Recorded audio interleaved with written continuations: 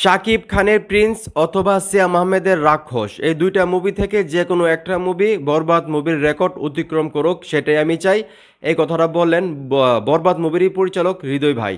হৃদয় ভাইকে যখন সাংবাদিকরা প্রশ্ন করেন যে আপনার রাক্ষস মুভি যেটাতে সিয়াম আহমেদ অভিনয় করবে সেই মুভিটা কি শাকিব খানের বরবাদ মুভির রেকর্ড অতিক্রম করতে পারবে, তখন কিন্তু হৃদয় ভাই মনের ভিতরে কোনো অহংকার বা কোনো সংকোচ না রেখে সরাসরি বলেন যে আমি চাই শাকিব খানের যে প্রিন্স মুভিটা আসতেছে এবং আমার যে রাক্ষস মুভিটা আসতেছে এই দুইটা মুভি থেকে যে কোনো একটা মুভি বরবাদ মুভির যে রেকর্ড সেই রেকর্ডটা অতিক্রম করুক। তো আমরাও কিন্তু জানি হৃদয় ভাই কত ভালো একজন পরিচালক, বরবাদ মুভিটা দিয়ে কিন্তু উনি ওনার যোগ্যতা প্রমাণ করেছেন এবং সেই ক্ষেত্রে মেগা স্টার শাকিব খান বাংলাদেশের এক নাম্বার হিরো সেটাও আমরা জানি।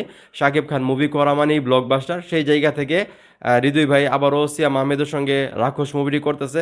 জানি না মুভিটা কী ধরনের হবে এবং সেই জায়গা থেকে আবার আমাদের megastar Shakib Khan Prince movie করতেছে, যেটা বিগ বাজেটের একটা মুভি হবে এবং যেটার শুটিং প্রায় 80% আসলে ভারতে হবে।